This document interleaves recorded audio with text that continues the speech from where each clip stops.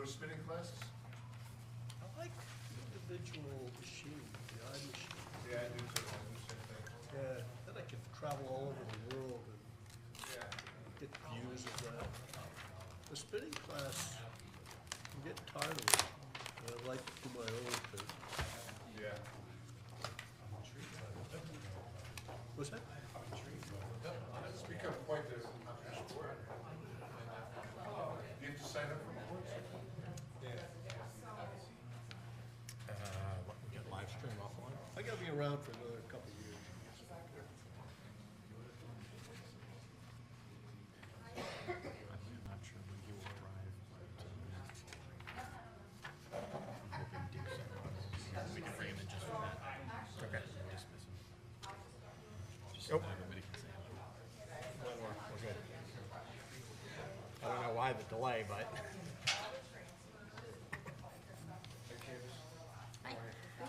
Hey, I don't know if you saw our email today, but we got Murphy, Senator Murphy coming in next I Thursday. saw it and I shared it with Friends of Main Street. Oh, you're gonna send it out to your list as well? Oh, no, I'll put that in, you were asking me, I sent it to the Friends of Main Street, Okay. board. All So right. you would like it in the newsletter, is what you're saying, for Wednesday? Yeah, it'd be great. It would be great if we could do it, yeah. All right, great, thanks. Okay.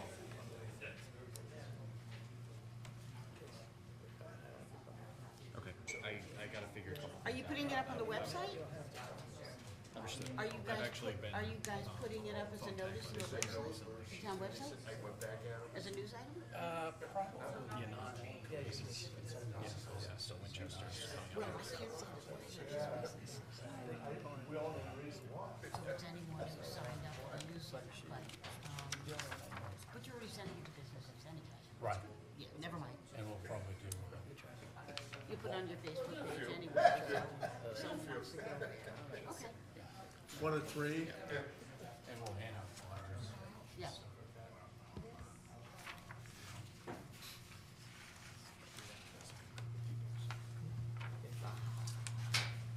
$20,000.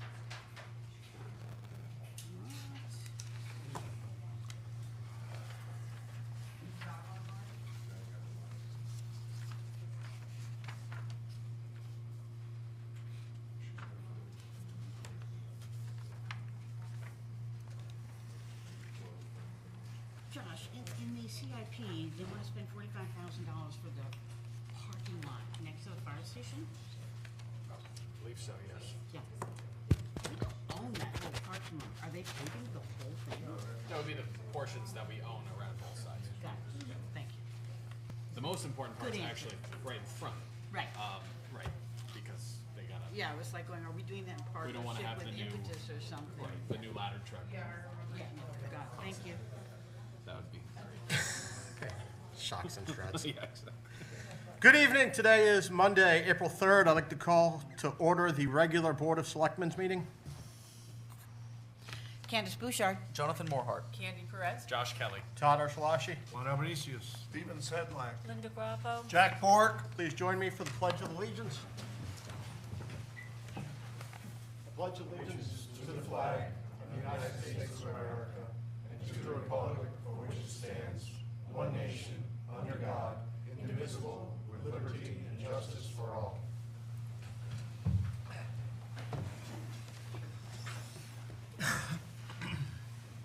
Agenda review. We are removing under unfinished business, item A, is that correct? That is correct. Okay. That'll be rescheduled at a later meeting. Anyone have anything else? Mr. Mayor, just a question.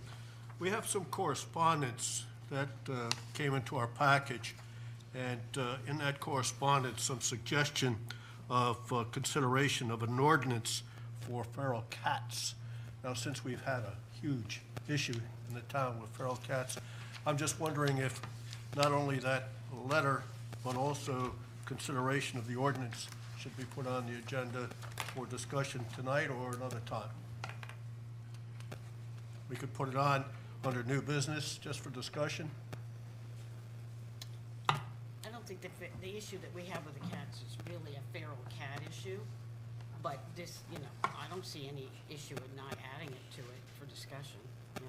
Well, just the homeowner suggested we consider it, and I thought it'd be worthwhile to follow up the conversation with the letter that we received, and I since guess it is part of the I- course. Yeah, I would ask if Josh has had a chance to look at it yet. The answer is no, and that's what I was going to chime in with next. I do not have a good grasp on what is required by the general statutes versus what further regulations can be put in place by an ordinance that we don't already have. So I would recommend that this be, certainly a motion to have it on the agenda at the next meeting, I think would be in order, but I would not be able to, in any educated manner, speak on it tonight. Fair enough. All right. Run it through the animal control as well, please. Will do.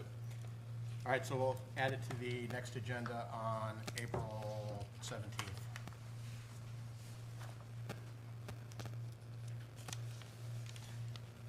Anything else? Can I have an approval of minutes for our regular meeting on March 20th? So moved. Thank you, Candy. Is there a second? I will second. Thank you, Jonathan. Any discussion or corrections? Seeing none, all in favor? Unanimous? Thank you.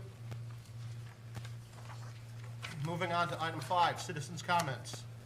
The Board of Selectmen welcomes public comments. Speakers will be limited to 3 minutes or less and may speak once. Please give your name. Who would like to speak? Captain, sir.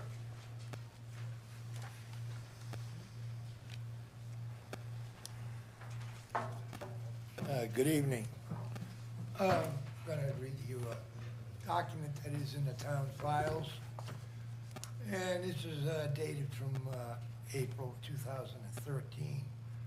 It comes from the ACLU concerning the right to the precedence to public comment, and which was denied by the then dominated Democratic Board of Selectmen under the then Mayor Mary Ann Welcome.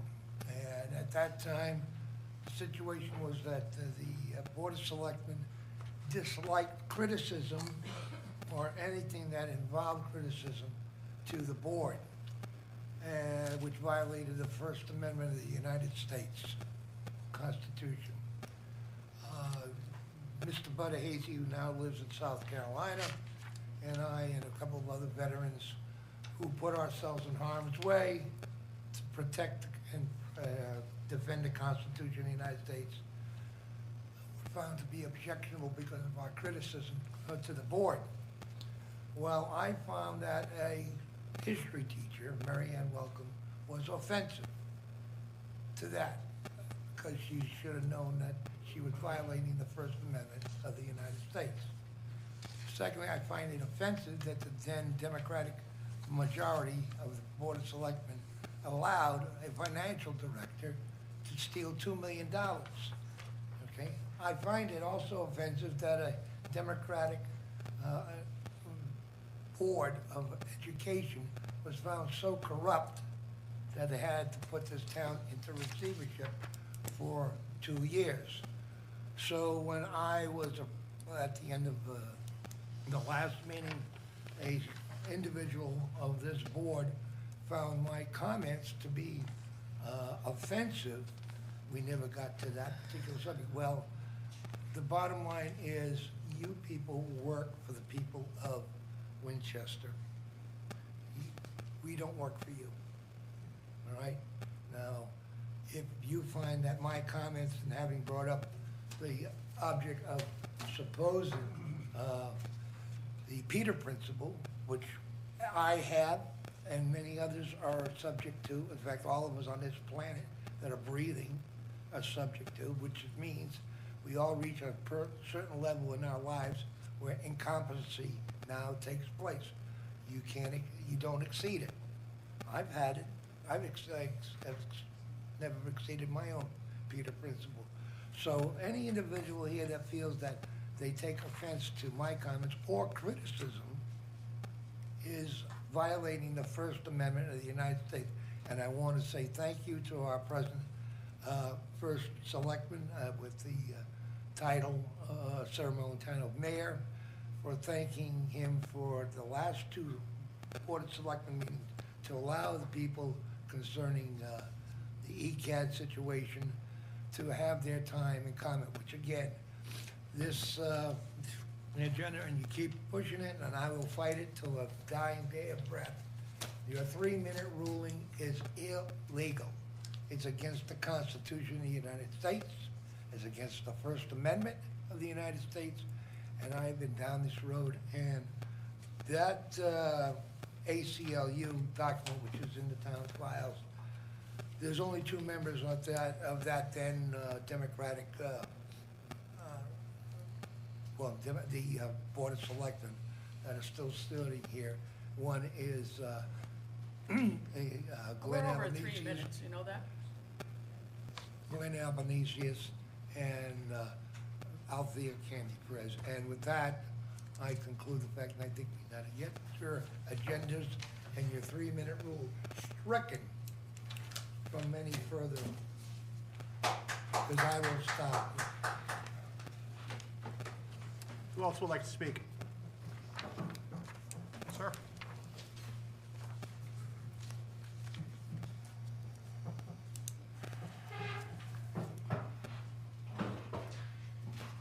I am Dewey's Yeager. I reside at 119 Mundry Road. I'm here on behalf of the Winchester Economic Development Commission. With me today are Commissioners Dennis Dressel and in the back, John Riarda. First of all, we owe a huge thank you to the Board of Selectmen, our town manager, and all those at Town Hall and elsewhere who have worked so hard on preparing the budget every year, but especially this year. Thank you. Our commission feels that the EDC, over the course of the last few years, has taken significant steps in identifying and addressing issues to help our town become more vibrant and business-friendly. We realize, though, that there's much more to be done. Still more gaps on Main Street to be filled, and next steps for attracting large and sensible businesses elsewhere in town. Plus, there are many initiatives to be worked on to take our town to the next levels of attractiveness and friendly usage that we would all like to see. It is our opinion that the job of Economic Development Director, established with grant funding a year ago, tremendously helps the efforts of the EDC to achieve our goals. I cannot praise enough the volunteerism and dedication that our EDC commissioners bring to bear, but the professional role of director helps in areas where we as volunteers just don't get to focus enough on. Areas such as outreach to other business professionals, identifying grant or program possibilities, and of course, focusing on attracting and retaining businesses. The director's role is key in coordinating communication between Town Hall and the EDC, staying on the same page to maximize efforts. Some of the activity initiatives that Ted Schaefer as EDC director focused on this year included coordination with UConn for town intern Brownsfield study and grant application submission, the federal DOT grant submission, the joint Torrington and Winchester EDC February 2023 Small Business Workshop, working with developers to get former mill buildings restored, specifically Joe Miller at 35 Willow Street, the Capital Products Building, and Bill Kraus at 10 Bridge Street. The regional job fair last fall at Northwestern Community College, hosted by the town and EDC, and the business startup and facade improvement grant programs, and much more. A tour up and down Main Street and around town finds businesses not only in support of TED, but also the role of the Economic Development Director. Quite a few have shown their support for TED and the job he's done by signing a statement in favor of keeping his position, which I have here. The EDC feels strongly that funding for the Economic Development Director position be included in this year's budget. Thank you. Thank you, Dewey. Anyone else like to speak? I'd just like to bring this forward. Regarding the ordinances also? This is public comment. Regarding ordinances also? Public comment on anything.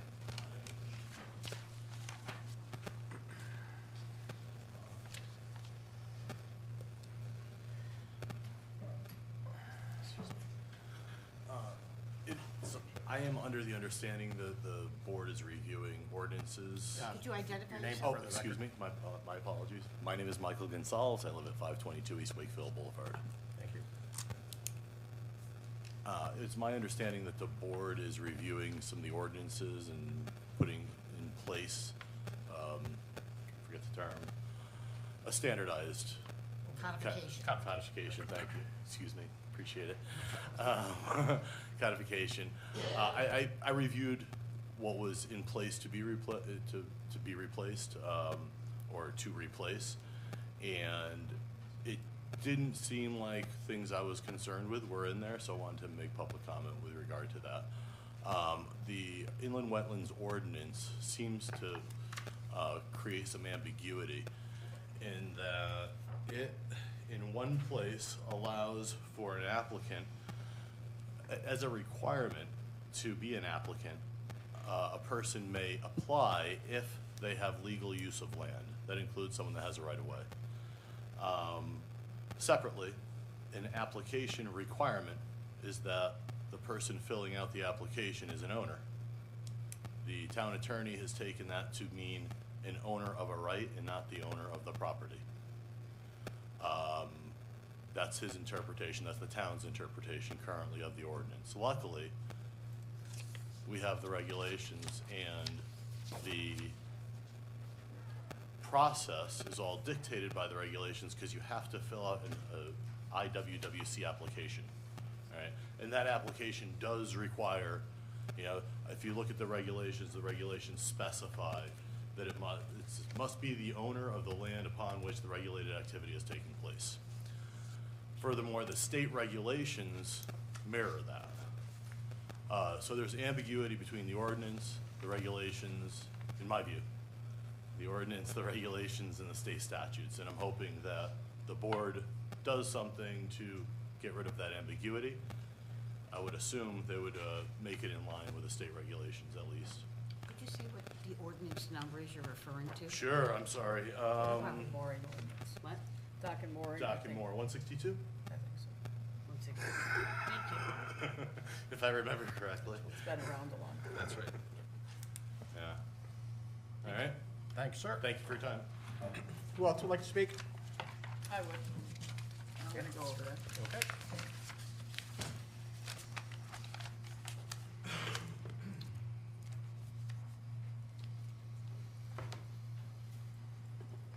Candy Perez, 605 West Wakefield Boulevard. I'm taking this unusual step of coming around the table to speak at public comment because one of our speakers tonight, he accused Democrats of the financial thievery of our past finance director. That is utterly and completely false, and I want everyone to know that. No one has ever accused any of us in between parties except for this past gentleman and maybe one or two others. So that is absolutely false. Also, the ACLU said we cannot regulate what people say, so he still has his First Amendment rights, and he can still say what he wants to say, but we do have the right to regulate time during a meeting. I thought we'd move past all these false accusations. 2013 is a long, long time ago that he talked about. However, I'd like to talk about the current time. Saturday night, I was at AMP. What an amazing experience. They had a group of singers come in. And I wrote this that night when I was looking at it because I was just amazed at how far this town has come with a board of selectmen for the past 10 years that has worked together regardless of which side they were on or what happened during an election cycle. Everybody came together, everybody's pulling in the same direction. Who would have thought 20 years ago when I first started on the board of selectmen what is happening in Winston tonight would ever happen here? Tonight you could be at the American Mural Project for a performance 20 years in the making and worthy of any venue in Connecticut. You could be at the Second Home Lounge with live music. You could be at the best brewery in the state of Connecticut, that you could be able to dine out morning, noon, and night in restaurants that were recognized in Connecticut Magazine as among the best in the state. Did I mention soon that we will be a fully wired community with fiber, that we have walking and so many hiking and outdoor adventures here in town? We have the most sought-after clean lake in Connecticut. Just like we were in the 40s with the Opera House, Danny Kaye, John Philip Sousa, the town is on its rise and has been for a long period of time now, and we should be looking forward, not going backwards. Thank you.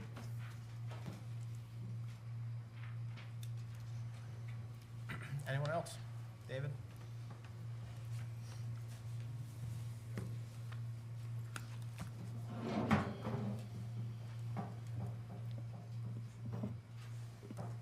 David LaPointe, 11 Hillside Avenue, Winchester, Connecticut.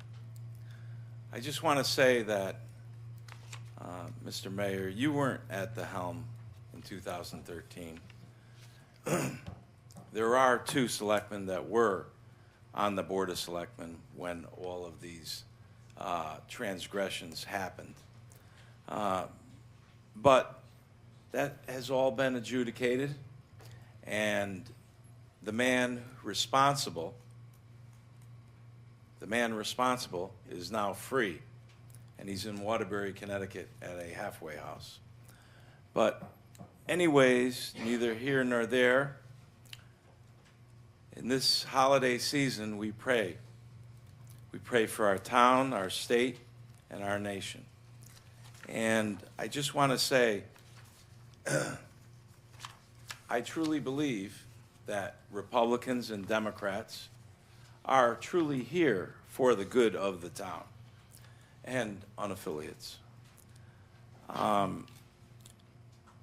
You know, I happened to be at one time one of all of those parties, but now I've chosen to be in the Republican Party.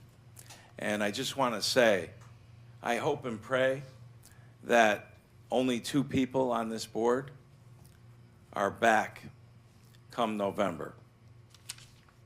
And that those 2 people being the town clerk and Jonathan Mohart. So with that, I want to wish you all a happy Easter, and no further ado, God bless you all. Anyone else wish to speak? Seeing no one else wishing to speak? Oh, come on up, sir. Sorry.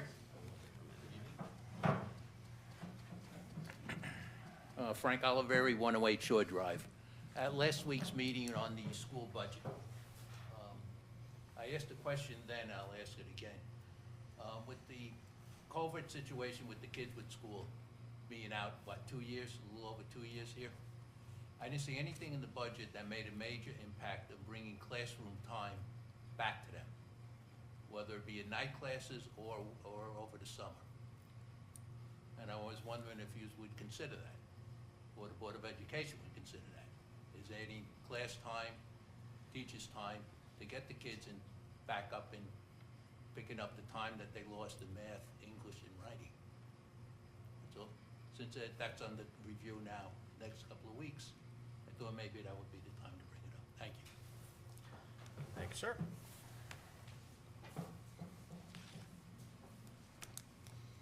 Brian?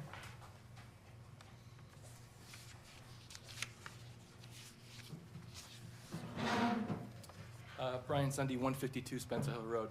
Just 2 points. First, I'd like to respond to the previous speaker. I agree 1,000%.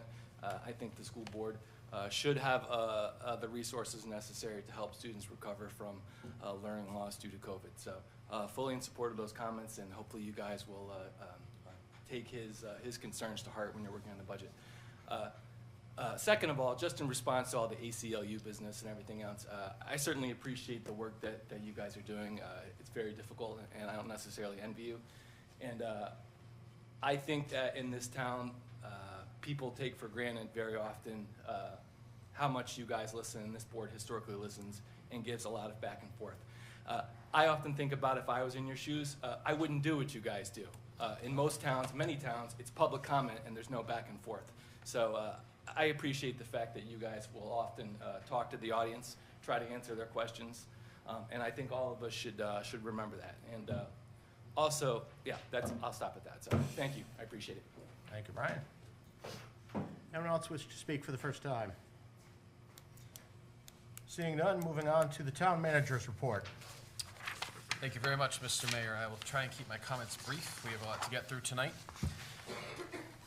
The town did go out to a bond sale on March 23rd. That's Thursday, March 23rd. The town received a true interest cost of 3.37%, which is 38 basis points lower than we had been estimating in our projections. This will save the town money over time, and that's a very positive thing.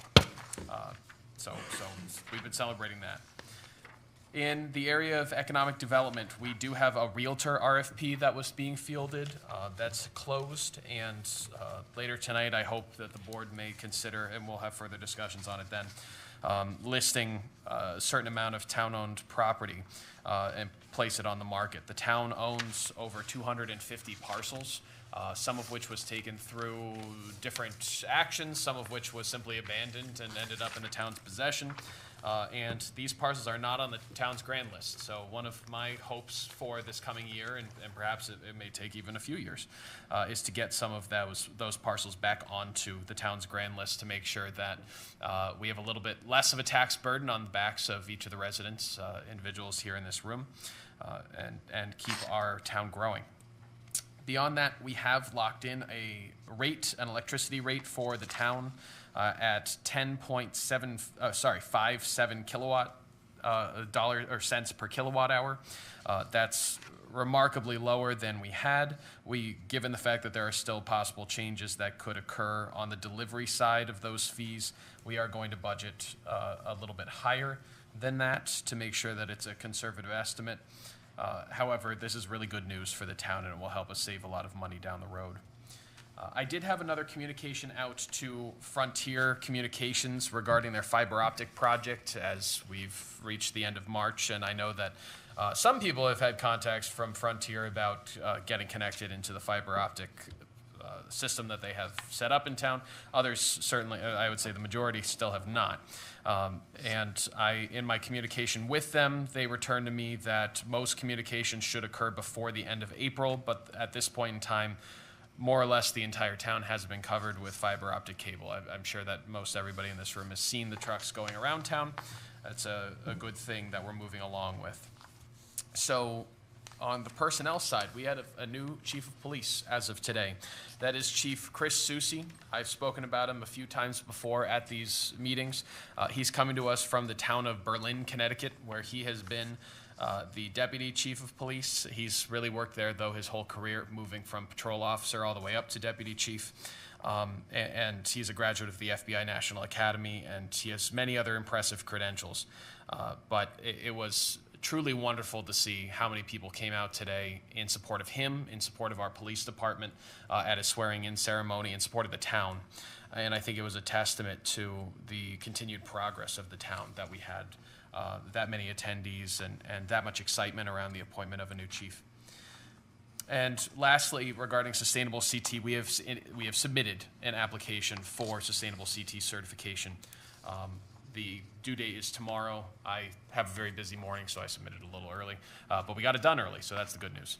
I'm happy to take any other questions that you have, but that's going to be my brief report for the night. Anyone on the board? What was the lock-in rate again? 10.57 Okay. cents per kilowatt hour. What are we budgeting for? You said you're budgeting at a higher rate. Yes, I oscillating right now in my budgeting between 12 and 13, but there will be a small margin for contingency in that area. Given that we also don't know if our electricity use will be exactly the same year over year. It's important to have that level of flexibility in an electricity line. Any other questions for Josh from the board? Seeing none, moving on to correspondence. Anyone have anything? Not aside from the letter that was already shared earlier, discussed earlier. Anything else? No. Moving on to boards and commissions. Steve?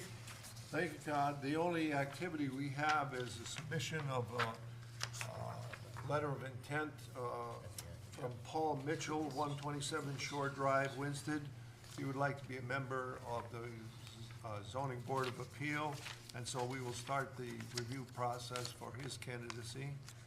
And other than that, we have the usual list of vacancies, and we appeal to the community. If you're interested in being A member of any of these boards or commissions: Architectural Review Committee, Conservation Commission, Laurel City Commission, Inland Wetlands and Watercourses Commission, Rec Board, or Zoning Board of Appeals. We're looking for candidates in all of those areas.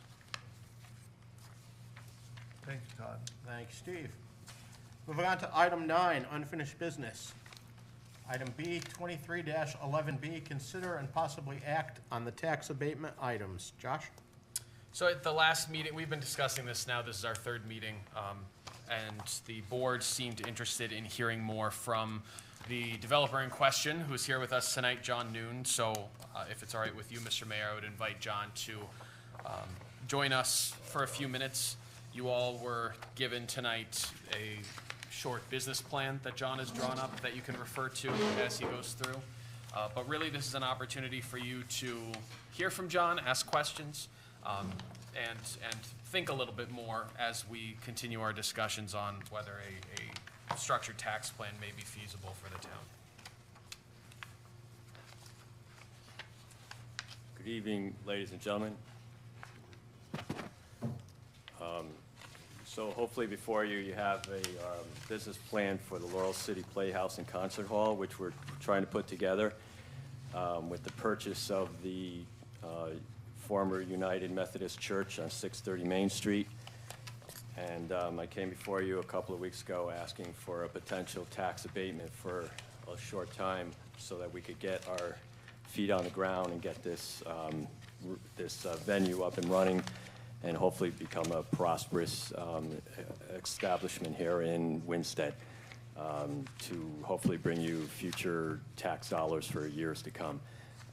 So I put together our business plan, or I revised it here with the new, as you might know, we own the former Baptist church on Case Avenue, and we were turning that into a theater as well, but when this other church became available, we realized that that church was better adapted for the purpose of theater and theater and music, and that the old Redmond's building at the Baptist church was better adapted for interactive dancing. So what we're trying to do here is do exactly what I said, is to retrofit the Redmond's building for a dance hall and the United Methodist Church for a theater and a music hall.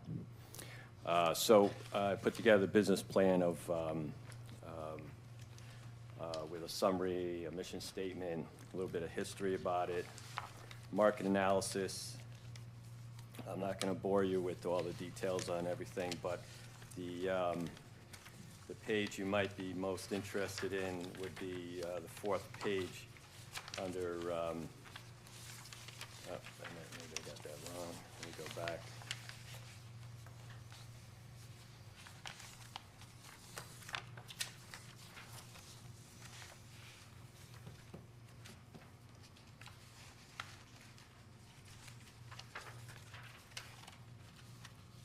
Okay, I'm sorry, yes, the fourth page under prospective revenue generation. Josh asked me to, pretty much identify how we're going to progress with our revenues and potentially be able to pay our taxes and all our bills for that matter in a few years from now. So I put together a little scheme of what we have assured, not really assured, but mostly assured monies that we potentially could bring in through music performances.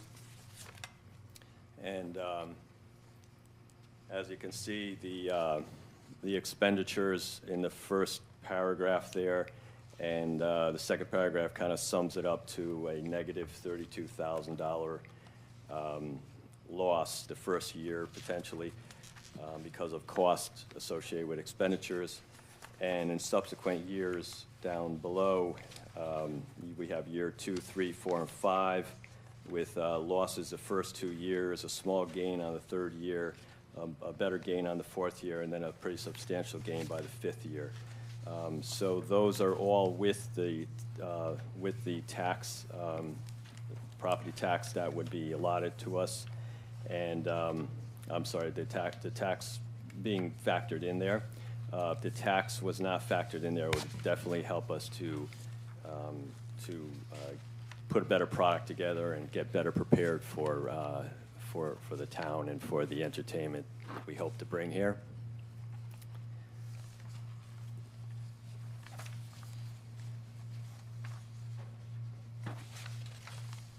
Now, these calculations were done on the concept of bringing in musical acts and musical performances.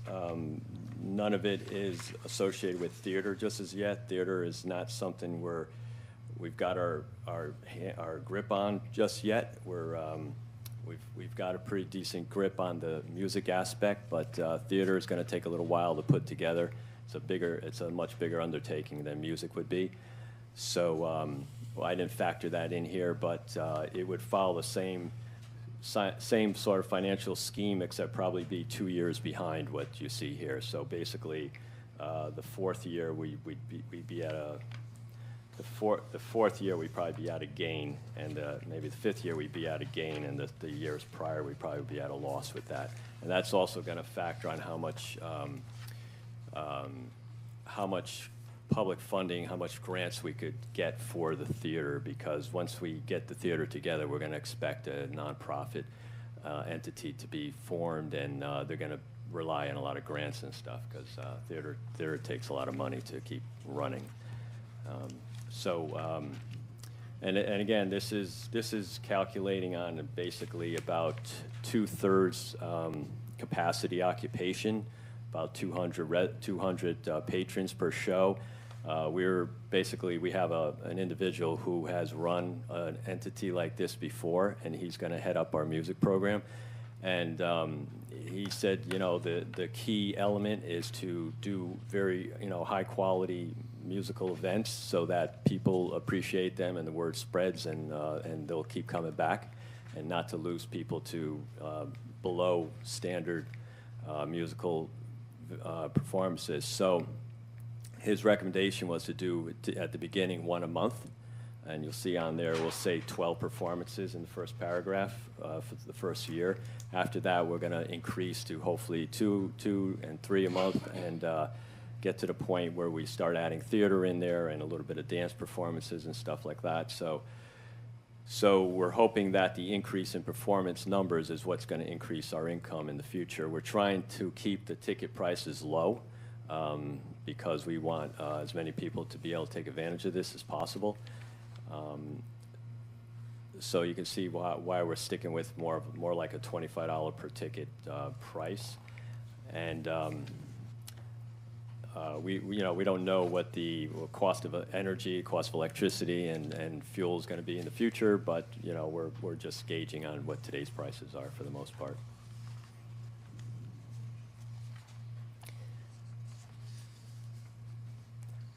Does anybody have any questions? From the board. Jack? John, I asked this before, and I'm just going to ask it again. Since you start off bottom of page 3, Northwest Entertainment LLC, a for-profit organization, was going to be the owner of the 2 churches until the time you become a nonprofit, is for an entity. Why aren't you starting off as a nonprofit right away? Would you please explain that again? Sure. Northwest Entertainment is always going to be a for-profit entity, and they're going to have ownership of the 2 churches. Well, you're saying here that you could turn to a nonprofit entity is going to form.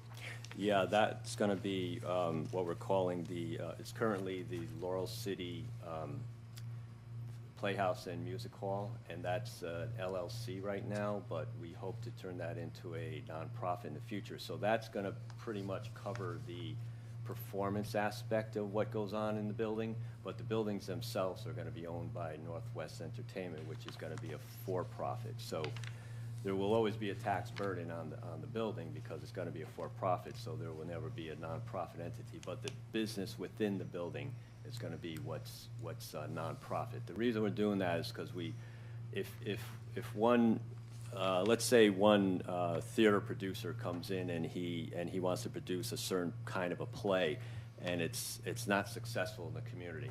and he fails, and it takes us a year or him a year to figure that out. And he fails in the community. We're going to hope that another theater group or theater producer can come in and take up the reins and come up with a different performance plan, and then hopefully that will appeal to the masses, and they'll be successful. But in the meantime, we don't want the building to fail as a result of the performance aspect failing. That's why we're keeping the buildings in a for-profit status and the performance part of it in a nonprofit status. So if it fails, it doesn't hurt the overall buildings or the infrastructure. I'm still reading this, that you're looking to eventually take your profit organization and go into a nonprofit entity at some point. Okay, maybe I didn't make it clear, but we have two businesses. One is the. I see that. Yep. And the other one. It's very, very clear that you say the Playhouse and Concert Hall will operate as a for-profit entity. I understand that. It's the paragraph that explains, and the reason I'm asking this, because if you're asking for a tax abatement, and we're thinking about this because you're saying you're a for-profit organization, you're also saying at some point that you will turn into a nonprofit entity. Well, okay, but not Northwest Entertainment. They're the owners of the two buildings plus a accommodation building, a house for actors and I'm only reading it as you have written it here.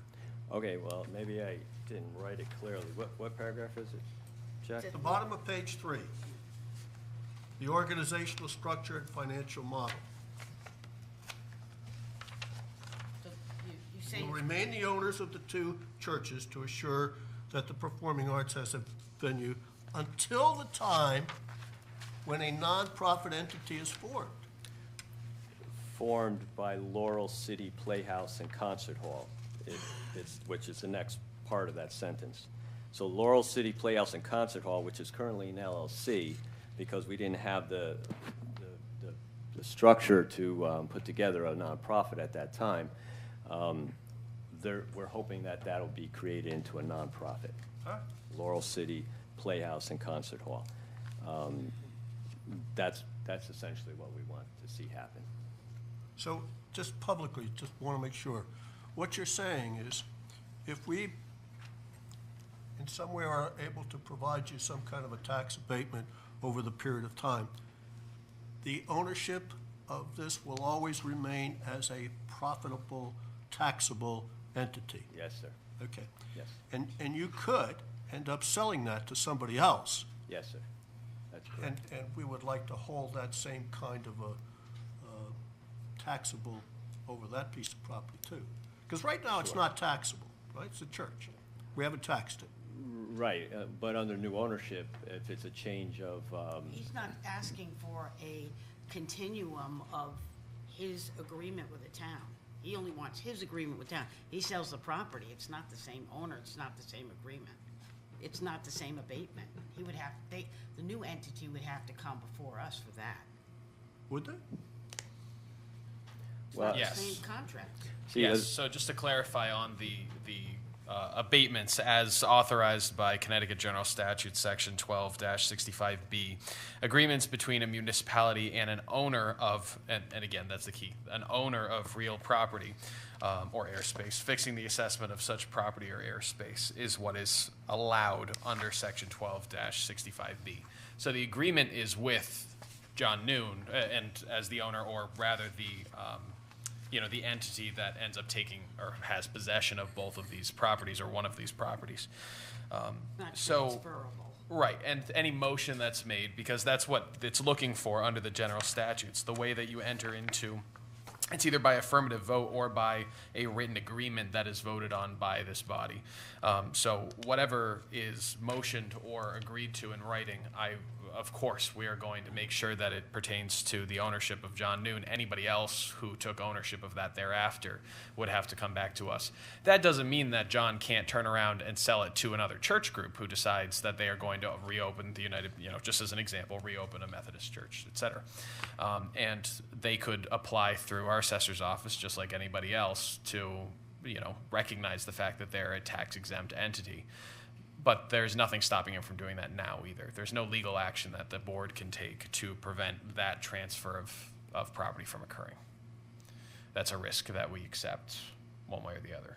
Well, we have a situation in town where profit organizations have turned to nonprofit organizations, and we have lost taxes on that during that process.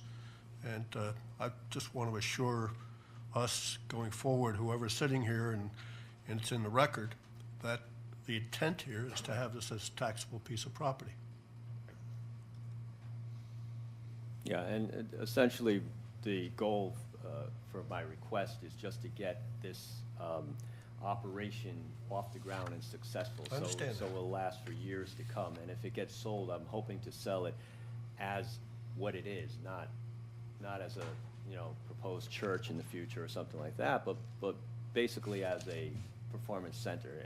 And again, we hope to make it successful, so it will look advantageous for some good big investor to move in and take over. So we assume it's always going to be a taxable entity. It's always going to be a not-for-profit taxable entity going forward.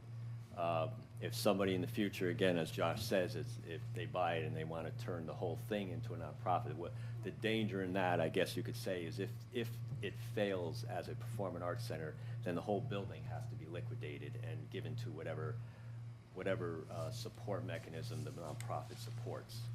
They're not allowed to keep the building and then turn around and sell it and put it in their pocket and everybody loses. They're supposed to divvy it up to whatever entity they're really supporting as a nonprofit. So we're keeping it simply because we don't want to see it fail or see the building get lost because of the failure in one aspect of this performing arts venue. If one domino falls and the rest of them start falling too, we don't want the whole building to go away as a result. We'll just start all over again. Well, John, when you took over Case Avenue, I supported you on that, and I've been over there, and we've talked about that venue for doing lots of different things. And certainly, the development that you can make with the Methodist Church will be very advantageous to the town, no question about that. But we're sitting here trying to make a decision about making some abatements, tax abatements, allowing you to continue as a business, and we just have to be sure that we're also protecting the taxpayers totally on this. Okay. Your proposal looks good. Whether you can manage that kind of an increase in business and activity, a lot of work in that. You know that. We've talked about how difficult getting acts to come in, getting dances to come in. It's going to be very difficult. So, just want to make sure. Yeah, to answer some of that, we're trying to bring in some subject matter experts in it. We're bringing in some really top-notch music performers to sort of head up the whole music program. That's where we started. We've got some people that do dance performances. They worked for Pilopolis and Cirque du Soleil, places like that. So we're bringing that aspect of dance into the mix. We're waiting on the theater part because we want to make sure we get the right person. We're not just going to grab anybody who comes forward. So we're trying to get the best people we can so that we know that, well, we hope that it will succeed and be advantageous to the community. Andy, do you have a question? Well, I have a couple. Do you have an appraisal yet? Of the building? Yep. No. The town has given you some other opportunities with some financial backing. Could you tell us where we are on those?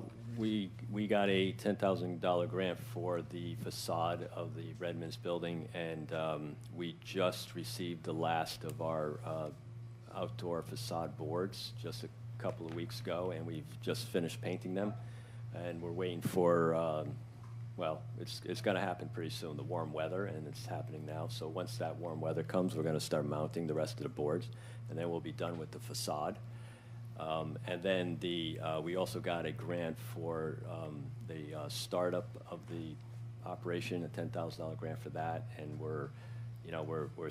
that's where we're working all the avenues of the subject matter expert people who can come in and get everything up and rolling. We're really pushing hard to be up and rolling by summer. If we make the purchase of the United Methodist Church, which might happen by the middle to end of this month, we know what we have to do over there to get that ready, and that's going to be actually ready before the Redmonds building. So we're going to, I believe, Josh, you might have said that the grant for the Laurel City would sort of dovetail into the other building as well, because we're splitting them now and putting one in one building and one in the other building. And if that happens, like I said, we're shooting for midsummer or so. We actually would love to be able to do it during the Laurel Festival, the opening day, in which we have a performance and we get people in to see the building, and then we have our gala opening a couple of months later, maybe. So we're putting all that together right now. We're getting all the equipment we need, and we've purchased a lot of sound equipment and lighting equipment. So we're just starting to put it all into place at this point. Where is it? Oh, I'm sorry. Just to clarify a little bit about where we stand with agreements. Right now, the agreement in place is all related to the Redmonds building. At this point in time, well, John hasn't even purchased the building down the street. So all of these conversations being rather hypothetical and based in that activity occurring and based in this being financially feasible for him, which is based on whether or not a decision might be made here at this board. So at this time, there is no other agreement in place, but it's certainly a conversation that, with the board support, we can have with John. Where are we with, in order to open any one of the venues, you need to meet the codes, the current codes, because you're the new owners. Where are we with, like, first thing I think of is sprinkler systems and whatnot? Yeah. Our architect is just finishing up the drawings. We've changed it quite often, and once we purchase the Methodist Church, that completely changes our handicap access requirements for the other church, because now it's kind of a long story. I probably should get you offline on it as to how that's all going to happen, but it enables us to put in a handicap ramp as opposed to an elevator over at the Redmonds building, and that's going to significantly cut down on our cost and our time to be able to get it done, to get the place open. So yeah, sprinkler systems, we haven't had Steve come in yet. He has to come in and inspect it, and he hasn't determined whether we need a sprinkler system yet or not, but That's in the Methodist. I'm talking about the Methodist church. Oh, the Methodist Church. No, he hasn't come into. We haven't even purchased that yet, but we're probably going to apply for that that change of use request soon after purchasing it, and at that point there will be some building inspections done on it, I'm sure. Just a comment: if this were to go forward, I would ask that there be a clause in the agreement that if the building was sold for profit, that we be given back everything that was abated. Just like a 490. So a lien, essentially, yeah. Yeah, you've Well, got just, yeah, I mean, 10 years to do yeah, something, that and if you it- change use. If things didn't work and it was sold, because if it was sold because you're not, it's not, you'll be profit, and it was sold to somebody, does it become retail, does it become residential, what does it become? And I know the abatement part will stop, but if the whole purpose for us to consider it is for a venue in town that fits in terms of development, so if it were to be sold, that we be, I don't know, rebated isn't the right word, but. It's a cheap. Made whole. Farm for, 490 or a farm, if you go, you have to have 10 years. Yeah, 10 And if you if you sell that property beforehand, you have to give the money back to the town. Right, so, You know what I mean? I do. Thank you. Other questions, John? No, I'd like to encourage you to go forward, and I'm going to put a motion on the floor here in just a second to direct the town manager.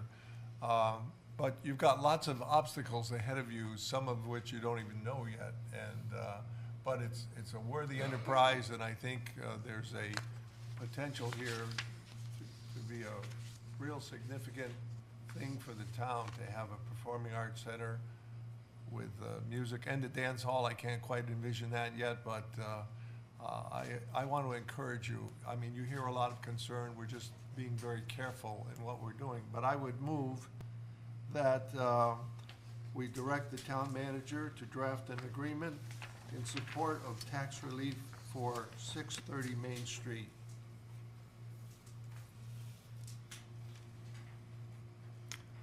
Is there a second?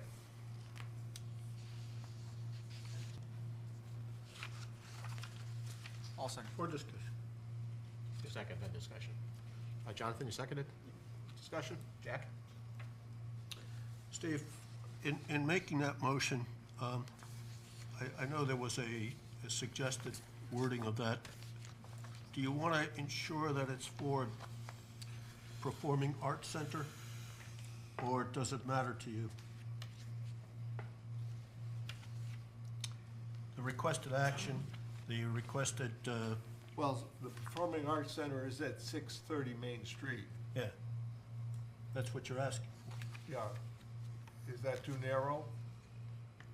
Well, it's just that the wording suggested here was to support tax relief for 630 Main Street if it is to be developed as a performing arts center. And you didn't put the if it's developed. I just want to make sure that we're focusing on just the performing arts center. Okay, well, I certainly don't object to that being added to the motion. I have a question about the motion. Are you motioning just for a draft for us to look at it and still continue to think about it? Or are you Yeah. motioning to draft it and approve it? No, it's to draft. Okay, so it's a next step. We're asking the town manager to work on the wording to see what the agreement might be. For a structured tax plan. I don't want to kill the enterprise right this evening. Nope, just move it ahead. Can you have that for the next meeting, or will it take a little bit longer to get that structured plan together? We can have it for the next meeting. Depends on if the board's going to ultimately want a signed agreement versus they're going to be comfortable making a motion. It's very easy to draft a motion for you and have you tinker with wording. You could do that at your next meeting easily. If you're looking for a true written signed agreement, depending on how quickly Kevin Nelligan can work through it, it might take a little bit longer, but not much. Are we really ready to have a signed agreement? We don't even know the purchase price or the value of the property. Do we have investors? Do you have a list of investors? I'm looking at the management, staffing. You've got renovations by local handymen and craftsmen. There are a lot of unknowns, and because I came to your open house 3 years ago on Case Avenue, and it's still not open. I'm very, very, very concerned about this big project on Main Street. It's a church, and I've been inside, and I know what the inside looks like with the damage and the cost of repairing stonework. That's a huge, huge undertaking.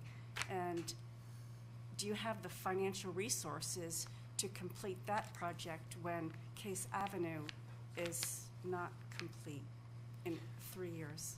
Yeah, I believe we have the financial means to do so. We also have a lot of skilled craftsmen who are working for us, who are ready to do this work. We've already been in there several times and discussed the needed repairs on 630 Main Street.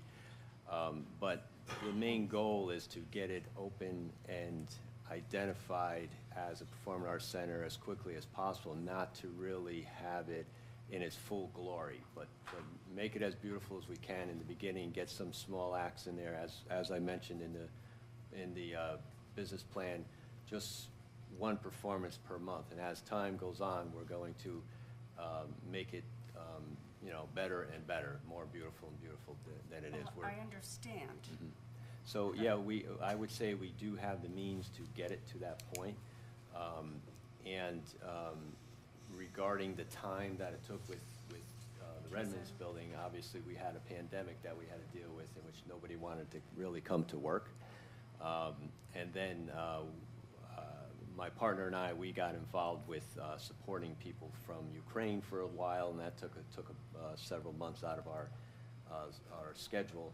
And now we're just beginning to get back into it. In the meantime, we also purchased a house that we put into the business plan that's not listed in here, but that's going to be for the accommodations of performers. Right, and you received ARPA money for that as well, correct? No, ma'am, not for that specifically. We received money for the Redmond's building to do some repairs on the facade of the Redmond's building.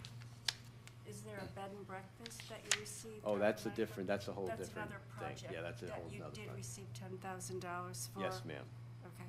Yes, and So- we're still working that one Okay, too. so you've received how much from the town so far? in- $30,000 for $30,000 from the town? three Okay. $10,000 grants, yes. Okay, and you're looking for more tax? I'm looking for a tax abatement to get this project off the ground Okay. because, as you can see in in my financial breakdown, we're looking at a loss of $32,000 if we have to pay $26,000 in taxes this year.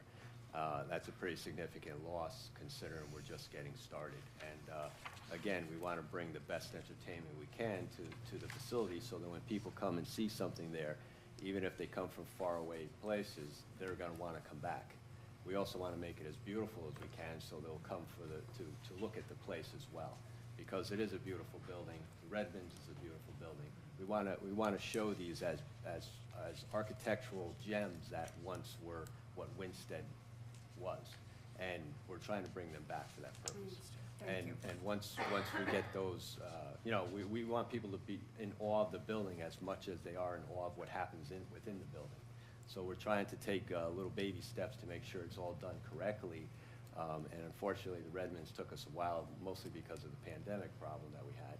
But we're back up on it now, and we're working it pretty hard. There's a lot of stuff going on over there that people don't really see unless you're kind of walking in there. And you're always welcome to come in if you like and see what's happening on the inside. Further discussion from the board? Yeah, just, I'd like to, and I know it can't be tonight, but I won't vote in favor of an abatement until I know the appraisal and until I know about the codes. Because you have to have an appraisal to buy it, right? No, we're buying it with cash. We don't need to get an appraisal done. I mean, the appraisal, it's selling for $400,000 approximately, and the appraisal is currently, the assessment appraisal on the books is about $800,000. Yeah, well, I asked about this the last time we met, was the appraisal, because I thought that in the revaluation appraisals, I'm not so sure that, non-taxed entities like schools and churches and stuff didn't just get boosted up in value, and I'm not sure if they did an appraisal on them as they would for some of the businesses that were being taxed. So I'm just letting you know out there up front that I'd like to know what the appraisal is on it. I believe the town did an appraisal on it for $1.1 million, and That's what I'm talking about, is I don't know that's. yeah. When the reval company came through, they used some things, but in my looking at things, I'm not so sure that churches and schools didn't just get a value applied to them, because it doesn't matter, because they weren't taxed. It wasn't, any assessment that they had wasn't taxed. So I'm not sure how accurate or market-driven those appraisals, that assessment by the revaluation company, which was a mass reval, is. So I'm curious as to what, like, we know it's selling for $400,000, so is that what we're abating? I mean, I don't even know what money we're abating right now, what value we are abating. Well, I'm assuming you're abating, I'm requesting an abatement for the 800,000 assessed value, assessor's value. It's, I think, assessed at 1.1 million, which is an assessment value of 800,000, which means a tax burden of 26,000 per year. That's my recollection, even though it's selling for 400,000, those are the true numbers from what I understand. And where those came from, I'm really not sure. It's on the tax Yeah, I know it's. clerk's I know card, what it is. so. yeah. I just would like to know what we're abating. John, let me give you a call about having our land use office do a walkthrough with you so that we can start to talk about some of the items that you mentioned, Candy, related to sprinklers and all of the other fun code items that Okay. might apply. Okay, wonderful. Yeah, because the town has given you a lot of support for your endeavors. As Linda just asked and whatnot, and you've shared with us, that the town has given you a tremendous amount of financial support up until this point in time. So now we're asking for more financial support for another endeavor. So we're gonna do our due diligence up here with anything that we're looking at. Okay. Just to be clear, what are we asking in this motion? To Josh to prepare? The motion was to direct the town manager to draft an agreement in support of tax relief for the Performing Arts Center at 630 Main Street. So some kind of an agreement draft. Yep. Any other discussion? We have a motion and a second. All in favor? 1, 2, 3, 4. Opposed? 2. Abstaining? 1. 4, 2, 1. Thank you. Thank you. Thanks, John.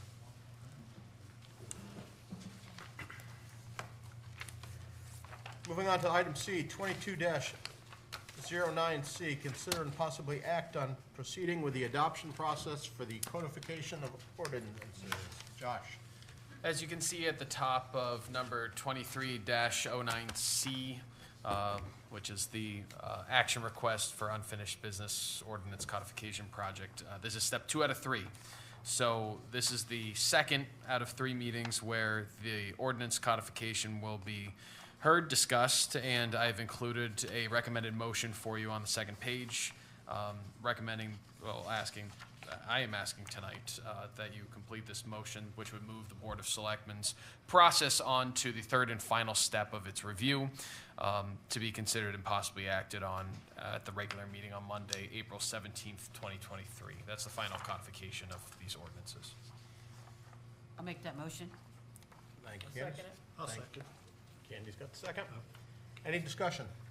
Yeah, just, again, a note for the public, this is just the steps that we're taking to coordinate and display the ordinances on our website, or the hosted website eventually, where people will have a easier, user-friendly approach to the ordinances. It does not mean that ordinances cannot be changed going forward. It does not mean that some of those ordinances that are in there don't need some updating as they are.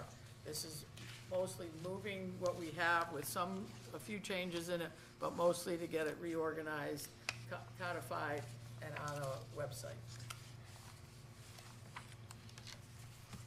Any other discussion? We heard public testimony tonight about concern about section 162 dock and mooring. Should we be taking a separate look at that? That should go back to wetlands. That's where it came from.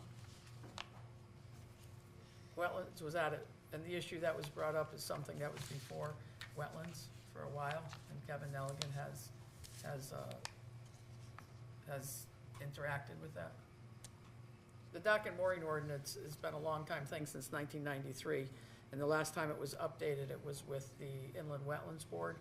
He asked them for their updates, and then they forwarded it to Kevin, and then it eventually came to us.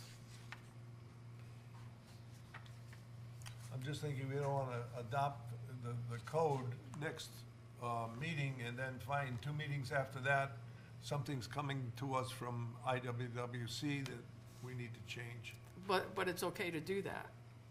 I know it's okay, but it's. Because otherwise, it's not- you're gonna hold up all 200 ordinances. We have to work on parking, we have to work on sidewalks. It's not perfect.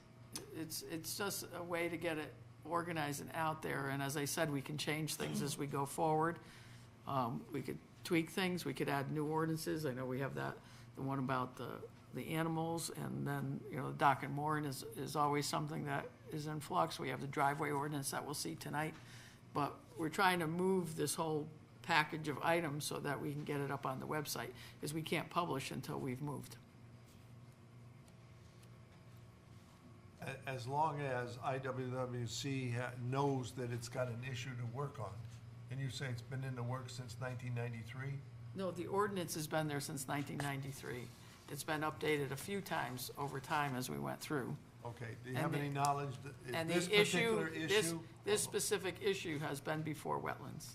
I don't know, In this codification process, Yeah. all of the ordinances went to all of the departments, and they came back with their changes multiple times.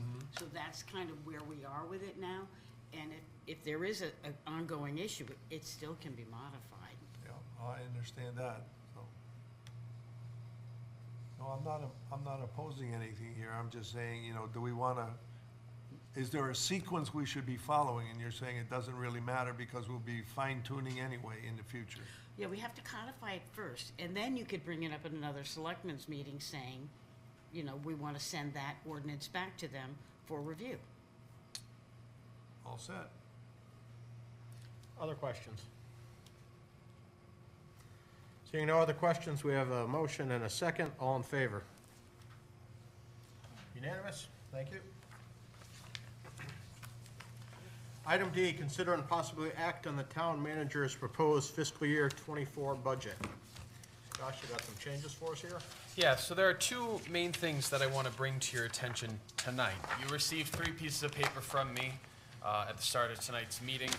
The first two relate to, actually, the first page in particular is a recommended motion for the alteration of the original town manager's proposed budget.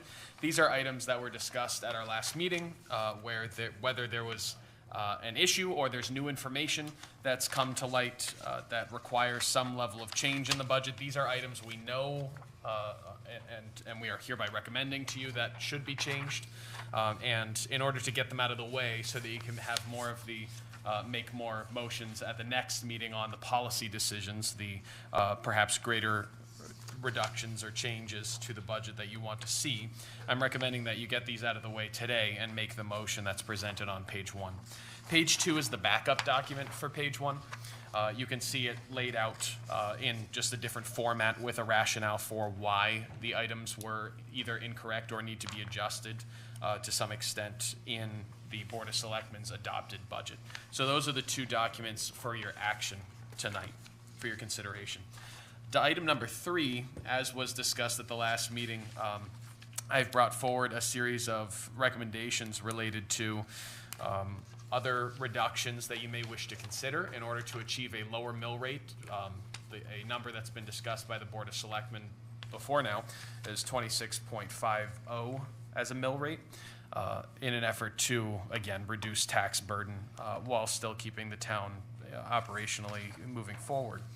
So we have one primary new number that's come into play since the board last met, which is in town electricity reductions. And as I shared with you earlier at or in an earlier part of the meeting, we have officially locked in a rate of 10.57 cents per kilowatt hour for the town's electricity. And our budget analyst and grants manager, Tom Herschel, really did a wonderful job putting together a calculator for me where I can just drop some numbers in and it calculates for us how much we can save year over year on electricity, given what the kilowatt hour rate was last year versus next year. So we are using a conservative number in this estimate that's in front of you. It's 13 cents per kilowatt hour, again, to account for the unknowns, possible increased electricity usage, possible increases in delivery fees levied by the power company. And however, we do know that there's a significant additional savings to be seen since this group last met. So overall, with the numbers that we're using in our projections right now, we know that to achieve a mill rate of 26.50, we would need to reduce the budget by $783,772, which the numbers in front of you tonight reflect. Certainly changes can be made to this. This is your document, so these are simply a list of recommendations. And there are still more numbers that need to be adjusted, so I do not recommend that you take any action on page 3 tonight. First, this does not yet account for specific numbers related to our recent bond issuance. We have an amount of premium that needs to be used from the bond issuance. For those of you who don't know, the way that bonds are issued around the country is by the lowest true interest cost. So there are a series of different financial groups that bid on being, having the privilege of purchasing our debt. And in order to do that, they bid both interest rates for our bonds as well as an amount of premium that they gave in addition to our $11.5 million that we were selling in debt.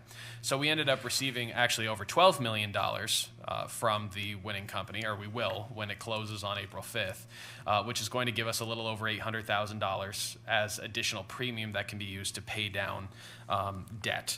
What we haven't done at this point is really gotten our minds around what the interest rates and what the premium numbers need to be in the budget in order to achieve the goals that we want. So we have numbers related to our bond issuance. Sorry, that was kind of specific, but there's numbers to be addressed around that. There are numbers to be addressed around the lock-in electricity rate for the Board of Education, which I'm very excited to get back hopefully this week. And lastly, anything that goes forward, we need to have an update on the Board of from the Board of Assessment Appeals, which will occur next week. We'll have final numbers from them. So at your next meeting, we will have a final look at what these variables entail, and we can put together, with all the puzzle pieces that have been presented to you, what the perfect picture is to move forward with in terms of reductions to get the budget to a 26.50 mill rate. The more the Board of Assessment Appeals reduces, the more that the less a mill is valued, which is going to impact how much we need to cut off that bottom line. And then, of course, if we're able to lock in a low electricity rate for the Board of Education, and we're able to use an amount of premium that came with the town's bonds this coming year, that $783,000 number that we need to cut will change. So that was a very long way of saying this is for your information tonight. I'm not recommending that you make any motions on page number 3. But returning to page number 1, I have lined this up so a simple reading into the record of the changes to be made would suffice to correct the issues that were presented at the last Board of Selectmen meeting. There are no additions to this list since you last saw it, or changes. I move that the Board of Selectmen make the following alterations to the town manager's original proposed budget. 1, the software licensing line in the Assessor's Department, line 0115-900-001-0000, be reduced by $17,534 to a new total of 0. And that the total line of the maintenance of lakes/ponds budget, Department 126, reflect the correct total of $54,238. And that the office supplies line in the Land Use Department, line 0148-806-0000-0000, be reduced by $504 to the new total of $2,496. And that the telephone/internet line in the Land Use Department, parentheses, line 10148-807-0000-0000, be increased by $3,000 to the new total of $3,000.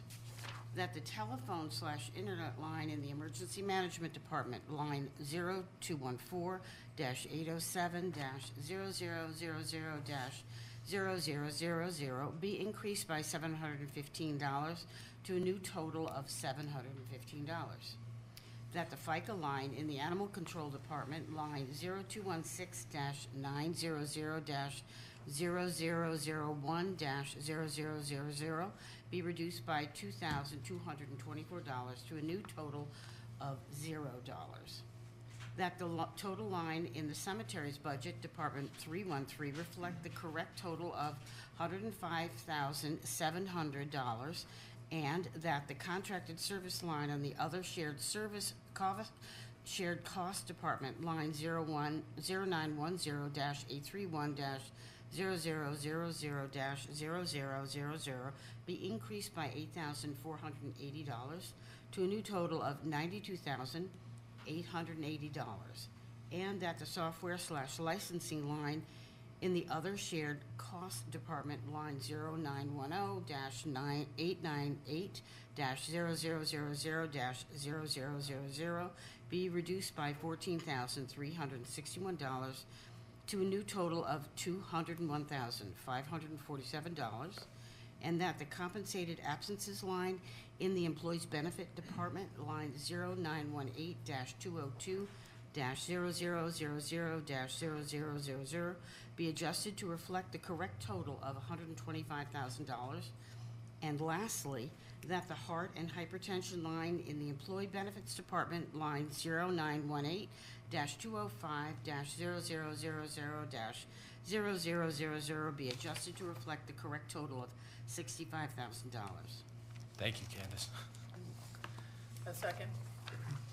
Thank you, Candy. Do we have any discussion? Just to be clear, the changes amount to $283,272 reduction. Plus. No, that's the Increase. net, that's the net change. Net change. It's an increase. In Yeah, addition it is an addition. to the original budget. The net change is $283,272. No problem. The $783,772 that is to be reduced to get to 26.50 mils is inclusive of the net change. So it takes that into account. Any others? We talked about all these changes last meeting. We did. This is We just did. a- This is a formalization. Yep. Any other discussion? Seeing none, we have a motion and a second. All in favor? Unanimous? Thank you. Moving on to item 10, new business. Consider and possibly act on granting a driveway variance for 142 Danbury Quarter Road. Josh?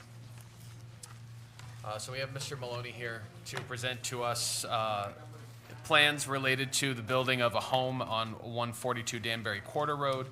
His driveway doesn't meet the angle of less than 75 degrees, but is at 55 degrees. I can let you speak to it more, more openly, but in any case, this requires a variance from the Board of Selectmen in order to proceed under the driveway ordinance, and I'll turn it over to you to speak about the project. Darren Maloney, address 142 Danbury Court Road. We have 4 points, I think 5 points on this driveway that doesn't meet the grade in certain spots of it, and the 55% has been addressed already. Okay. Jim just clarified that Thursday, I believe. We squared it off and we come out more of a 90% now, 90-degree angle, you know. I don't know if you want the maps or anything to look at them to see that, or? Just giving us a little exposition on. Okay. So, compared to the driveway is 20% is the steepest part of the driveway. We couldn't do much more with it because of ledge, surrounding buildings. Engineer said it was, risky to do any blasting or that, and we're also trying to climb pretty much up a mountain. And basically, that's our issue is that steep part, and there's one other one that is the same on the length of the driveway that is just not meeting the required ordinance. And then entering from the road in the 40 feet is 12%, which also is, if we do take a 4% grade, it's going to make us steeper and steeper up along. So we're just trying to ask for some variance on them few spots. And Jim forwarded this? Yes, Jim forwarded this for consideration and action to grant a driveway variance to Mr. Maloney. In an email from Jim today, actually to you, Mr. Maloney, he did say, in addition to what's already in your packet, that the newly improved angle of approach of your driveway is significantly better than what was existing. I can live with the improvements that were made, and then made a comment about vegetation management, which isn't pertinent to the conversation here tonight. So I'll make the motion to approve the driveway request by Mr. Maloney. I'll second. Thank you, Candice. Thank you, Candace. I would just say, I have a steep driveway, just be ready for the winter. Yes, yeah. Whereabouts you located? 142. Yeah, I know, but give me some visuals. Along the road. Do you know where Donnie Travelin lives now, or no? Not sure. If you turn onto Jamboree Water Road off of 44, it's like a quarter of a mile up. There's actually a horse crossing sign, and we're the driveway right before. And you're on the right-hand side? Correct. Yes. Used to be an old cow farm pasture, and the barn was across the street, or the old barn there, and it's now a house. Okay, there's nothing on this piece of property now, you're building a No, house? there's no house on this piece of property or anything now. It's all woodlands and So stuff. with this permission, you go ahead and you can build a house and the. Correct. We have all our stuff prepped for the house, and this is just, well, the final piece of the puzzle, I guess, so far till we move forward. There's no foundation there now? No, there's no foundation there. No, not for the house. Okay. Nope. Any further discussion? All in favor? Unanimous? Thank you. You're all set.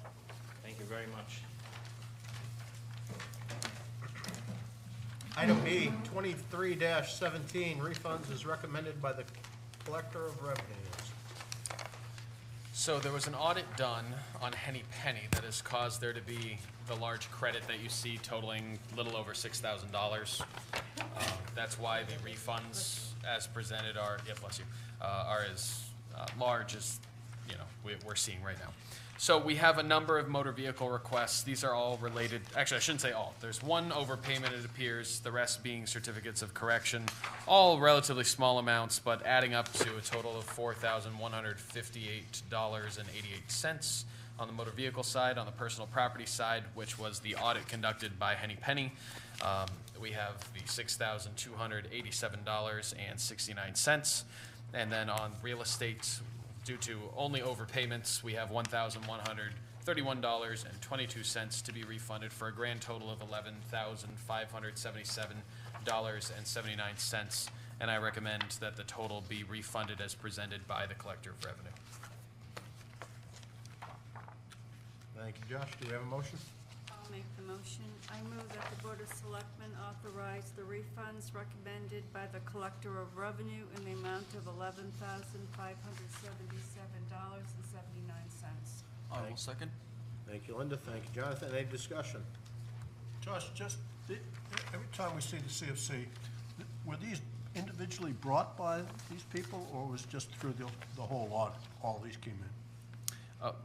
In this case, it's most likely brought forward by a combination of things. First, going through the Board of Assessment Appeals process right now, people are more conscious and aware of what they need to bring forward to get items off of the tax list, back onto the tax list. All of these certificates of correction being an update, right, to what the town's records are related to vehicles. So there are some indicators out there right now that are driving people to come into town hall to get these items corrected. But there may be other individuals who simply are not attuned to these happenings within town, who are coming and having certificates of correction filed anyways. Any further discussion? Seeing none, all in favor? Unanimous? Thank you. Citizens' comments. The Board of Selectmen welcomes public comments. Speakers be limited to 3 minutes or less and may speak once. Melanie?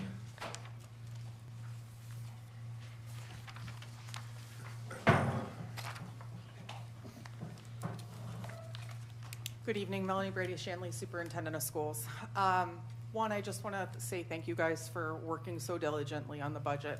I do want to say, after listening tonight about the tax abatement, we as a group and as a town work really, really hard to support business development here in town and advocacy for different businesses. But I was a bit disheartened tonight to watch what happened tonight with what I feel was a stagnant proposal that came before the Board of Selectmen tonight. $30,000 is a lot of money in this town, and I would not advocate that the Board of Selectmen move forward with this proposal.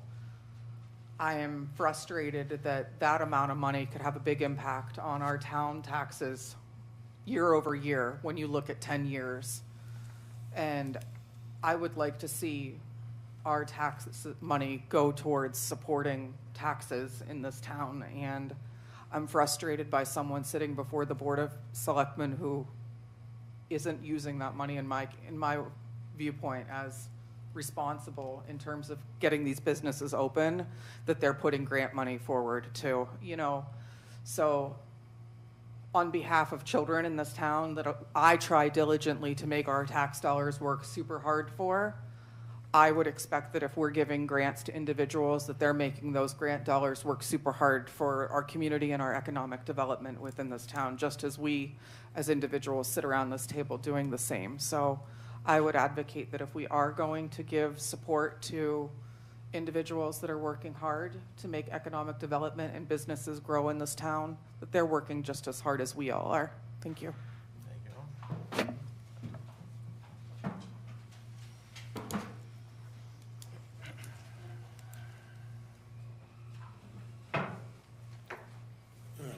Captain Stefan Krasinski, 105A Standard Avenue. Not going to get into a chat situation here. The situation, as I said, I felt offensed by the then present Board of Selectmen that did not have any safeguards or concerning the Henry Centrella issue. With that said, there's no further going on that. We didn't have it. He said, oops, now we got safeguards and oversight concerning our financial situation. Concerning the document, ACLU, it was 10 years ago. But let me bring it to your attention. There's no statute of limitation concerning the amendments of the Constitution of the United States. None.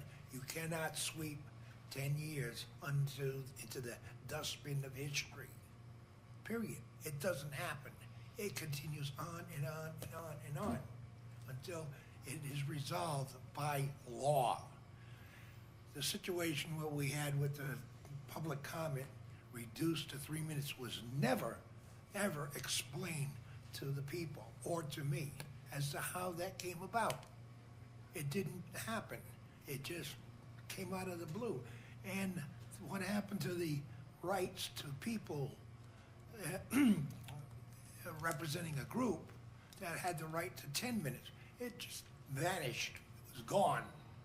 So the thing is, as you now, the lady just here now with about the economic development, we're a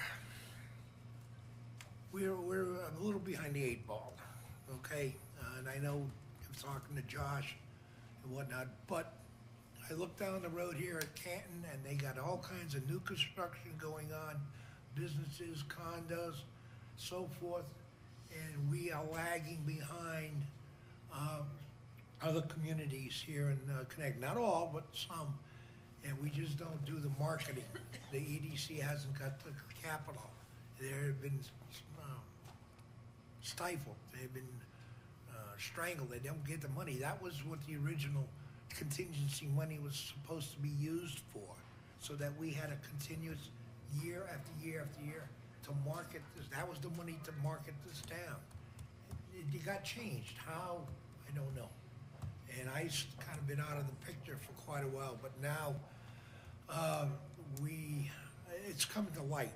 It's the cream is coming to the top, and we got problems in this town.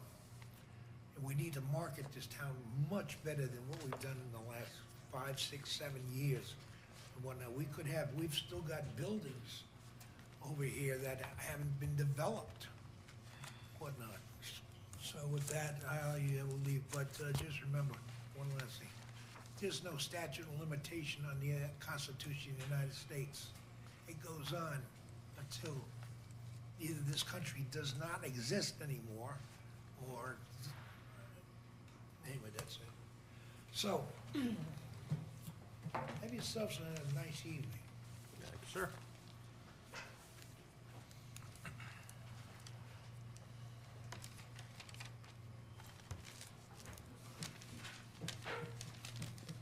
Round two, Mayor. Yes, sir. David LaPointe, 11 Hillside Avenue.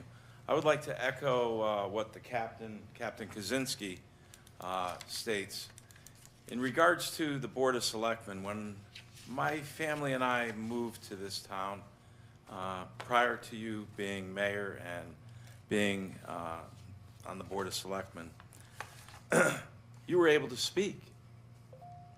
And I found it very exciting that the public was able, Joe Citizen, Mary Citizen, was able to come before the duly elected representatives and speak to them about whatever issue they wanted. Unlike some municipalities and cities where you were severely limited. So this town, prior to this 3-minute rule that Mr. Kaczynski speaks about, that went into effect back then in 2013, obviously with the help of the ACLU, was quite chilling, especially since I had the opportunity to meet so many candid people who were very verbal. The famous Sue Mahoney, the famous Joe Cadrain, or infamous, I should say. All kinds of people. And I know it's very frustrating, Candy Perez, because you were one of the people, along with Marianne Welcome, that spoke to limit free speech. And you also spoke, excuse me, I have the floor. Okay? You're not going to interrupt me. Okay? Because your time has come, and it's gone come November. Your 20 years is done. Okay? And you're going to be out the door because you will not be elected. So I hope you don't seek re-election. Excuse me. Excuse me. I knew it. Excuse me. You are out of order. The mayor didn't say it, but I will. Anyways, yeah, you can laugh. You can laugh all you want. But you won't be reelected come November. And I promise you that. And anyways, have a good Easter. Anyone else like to speak? Jerry? Promise.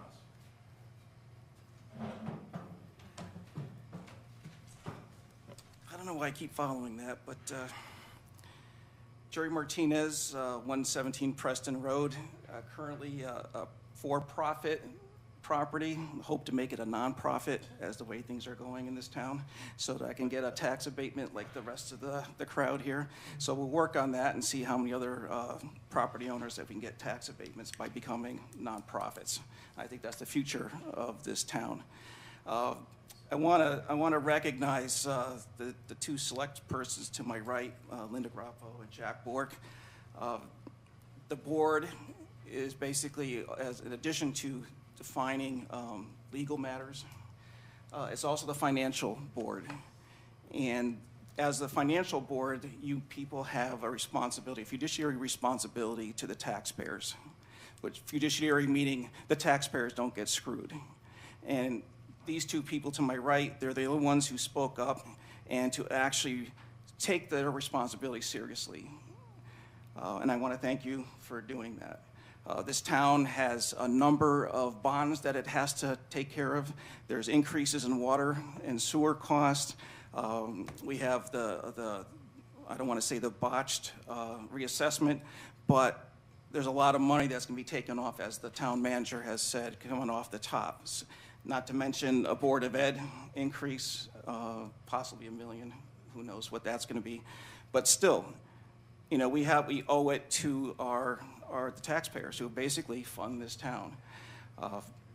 Once again, I have to question the number of nonprofits that are in this town. The Winchester Land Trust, for one, the number of nonprofits. As we become more of a nonprofit, they're becoming profitable, but the property owners are becoming not profitable or less affordable. You know, the town's becoming less affordable as the nonprofits become more profitable. And I think we're going to see this in the near future as well. So there's a lot of things here that we have to take a serious account. I commend also the superintendent. She's right.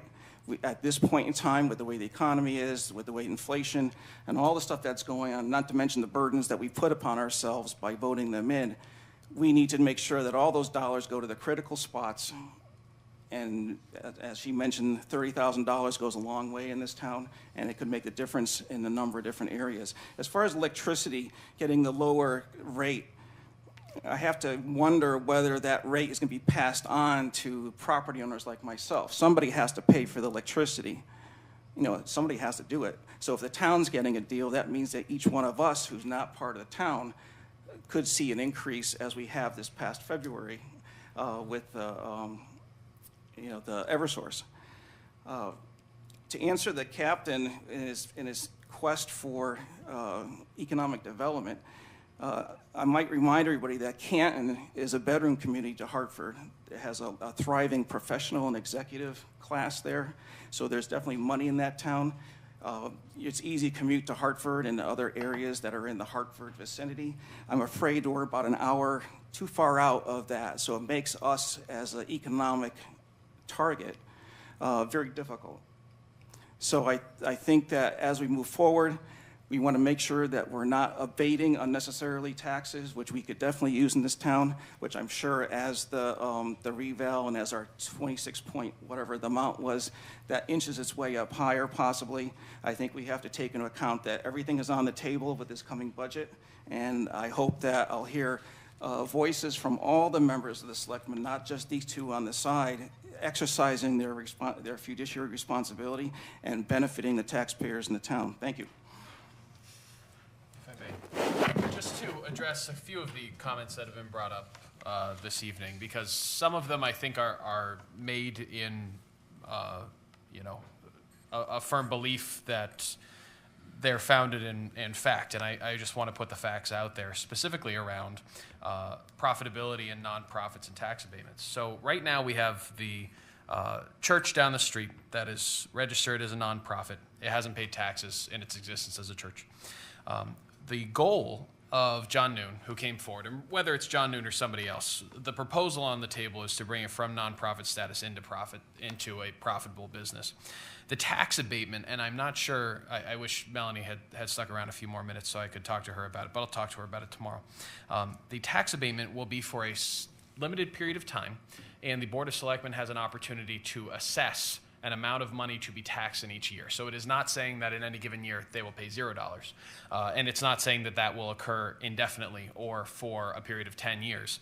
The number of years and the amount of money to be paid on the taxes in each year is something that's mutually agreed upon by both the applicant and by the Board of Selectmen.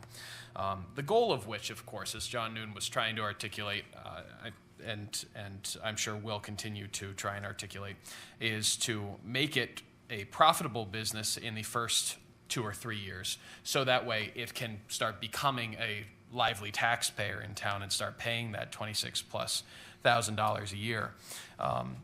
Now, that's not to say that his application is right or wrong, but I want to make sure that everybody has an understanding that the impact on taxes will not be indefinite. It may be very short, and the amount that will be lost in taxes may not be the full amount in any given year. So if we're all on the same page, I hope that helps future conversations. The other thing I really want to point out for all residents, first, as we go through all of our electricity conversations, it's something that's going to help the taxpayer save because it's going to help us get down to a lower mill rate. When I put out my original proposal, we were at 27.06. As you heard tonight, there are some other items that have gone up and down that are driving costs up. I firmly believe that with the electricity rates being locked in, we're going to be able to get down to 26.50 mils, which is a significant drop from what we've been discussing, and that's a good thing. But all property owners also have an opportunity to go on to the state's Energize CT website. I don't know if anybody here in this room has done that yet. I personally have, to check out how much could I be saving at my home and select a new supplier for electricity. So I encourage everybody to look. It's not necessarily for everybody's home, but I have found that rates as low as 11 kilowatts or 11 cents per kilowatt hour available, whereas Eversource is charging upwards of 20. So I hope that people will take advantage of that. I'll try and post something about it on the town's website and on social media tomorrow because I'm not sure if everybody's heard, but it is a good opportunity that I hope people will take advantage of. Sorry, that's it. Anyone else?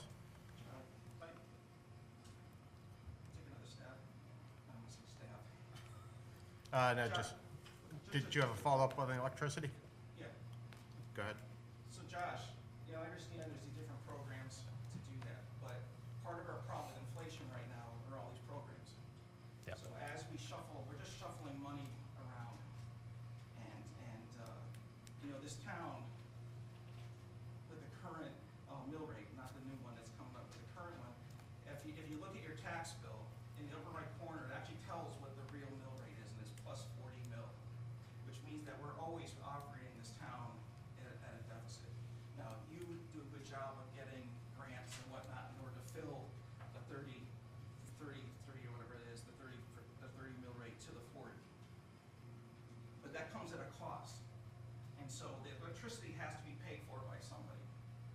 So I understand that, and we're just shifting things around so that as it goes, the price of eggs go up, the price of everything goes up because of all this shifting. So, and I know we're in a tough bind because, back in 2017, we had the opportunity as a state to build a pipeline between here and Pennsylvania to get natural gas. Our governor decided against that. 300 miles of pipeline. So here's where we are. So it's going to cost us no matter what. So it sounds good that you can get the discount from whichever group or the grant, what have you. But we're seeing that in the escalating prices as they go. So I don't know if there's a solution for that, but I just wanted to make a point of saying, there's a reality to the money. And your point's well taken. You know that as well as everybody else. Your point's very well taken. We can talk all day about how even though we're getting grants all the time, it's coming from the state government, it's coming from the federal government. We all pay taxes to those entities.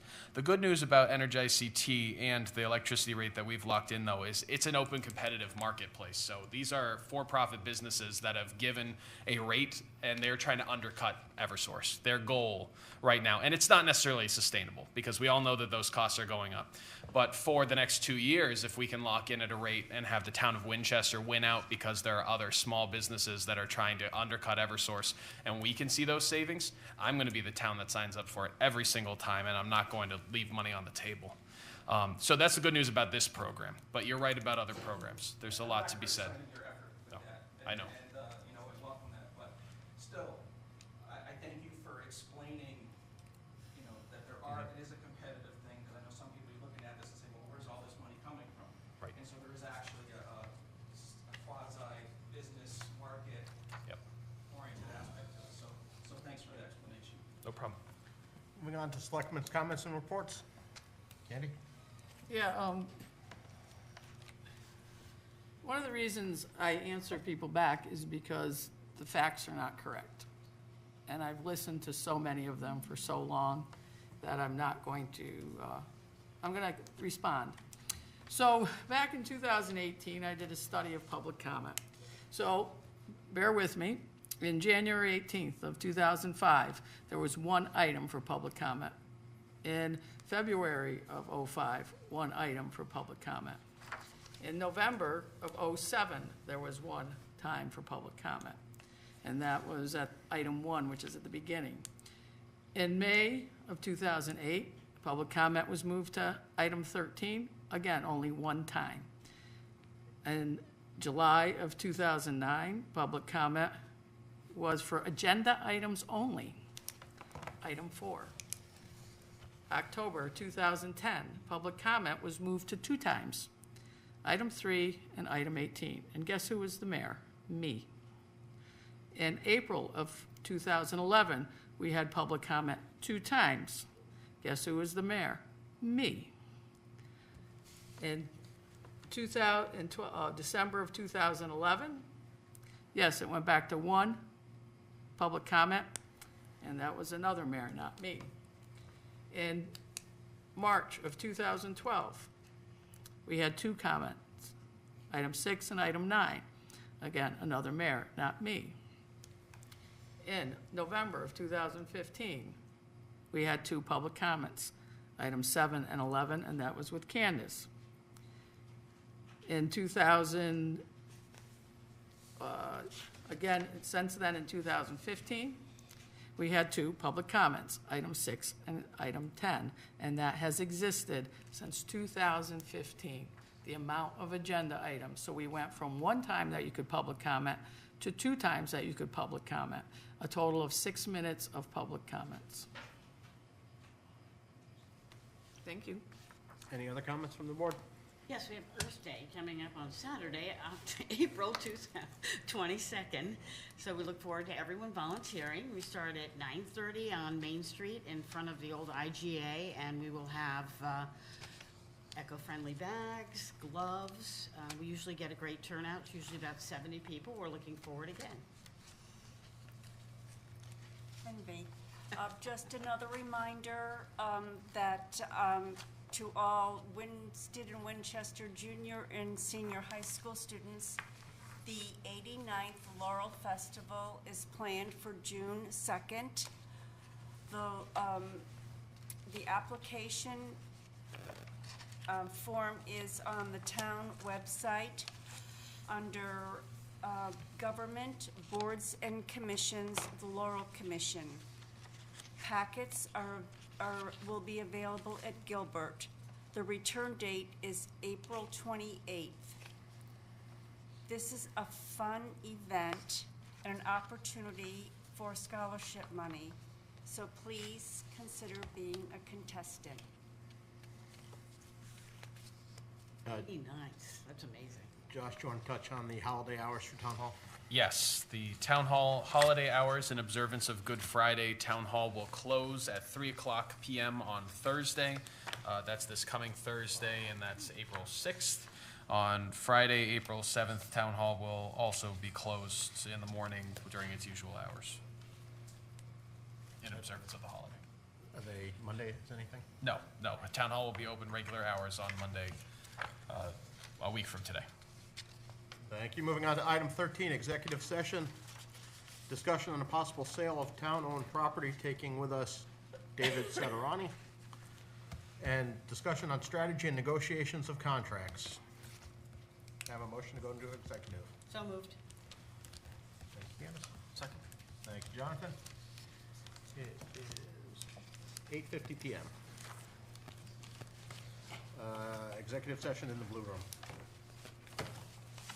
All in favor? All in favor? Unanimous?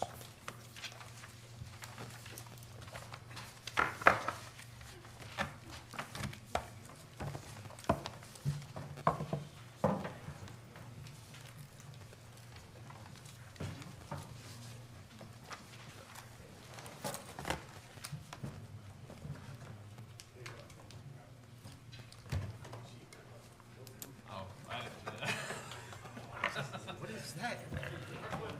That wasn't planted. Yeah.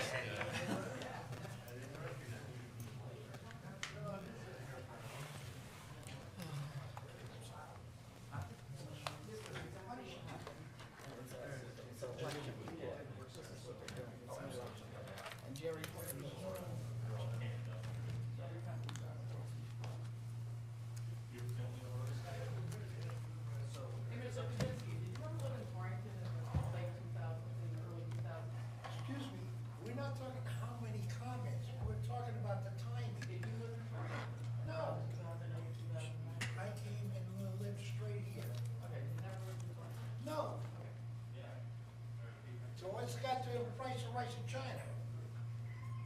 Jesus Christ.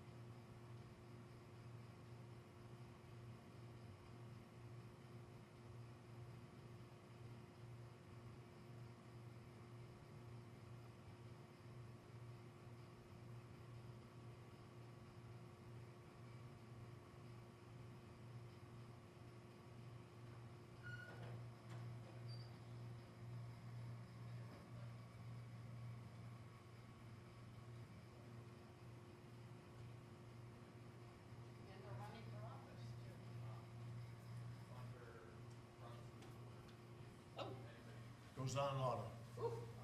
Auto. Lots of things are up. Oh my God, look at this mess. Oh, I don't think we need all those copies of advertisements of the rec department. Oh my God, that was like craziness. Josh, did you call me this morning on the phone? Not me. I had a phone call from you, but there was no message. But, For me? Yeah. No, you came to see me. No, I know. Not me, but Yeah, Tanya. bullshit. But no, that's the only interaction I thought we had earlier. It showed up on my phone as a call from you, but there was no message.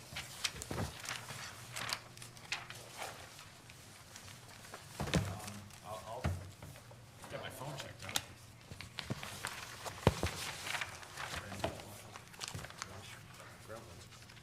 Yeah.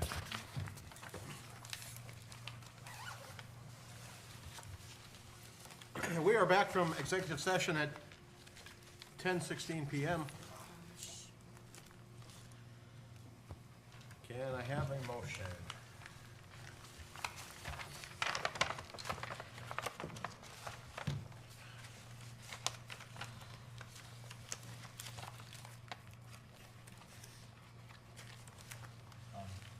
Would you like me to speak to the two items briefly? Sure. Really fast, just to prompt the further conversation and possible motions. One of the items that was discussed in executive session is the possible sale of the bachelor school building. We'll just say bachelor school. We don't need to go into the address since there's a bit of contention around that. But there have been two proposals that have come forward to the town for the sale of bachelor school. After much review, it's been my recommendation to the Board of Selectmen that the proposal received by Northwest Senior Housing Corporation for affordable housing on the site be moved forward for an 824 referral through the Planning and Zoning Commission. And I would recommend that the Board of Selectmen make a motion to further that proposal to the Planning and Zoning Commission. I would make that motion. Thank you, Steve. Is there a second? I'll second. Thank you, Linda. Further discussion? All in favor? Unanimous? Item 2. The other item, given that the town holds an amount of property that it has come to acquire over various blight procedures and other functions, and the town has recently engaged with a realtor in order to try and put more of this property back onto the tax roll, I would recommend that the Board of Selectmen move to allow the town manager, me, to work alongside our realtor to place 17 Front Street, currently in the town's possession, onto the market for sale. I'll make that motion. Thank you, Jack. Do we have a second? I will second. Thank you, Jonathan. Any discussion? Seeing none, all in favor? Unanimous, thank you. Steve, I move we adjourn. is there a second? Seconded again. Thank you, Jonathan. All in favor? Unanimous.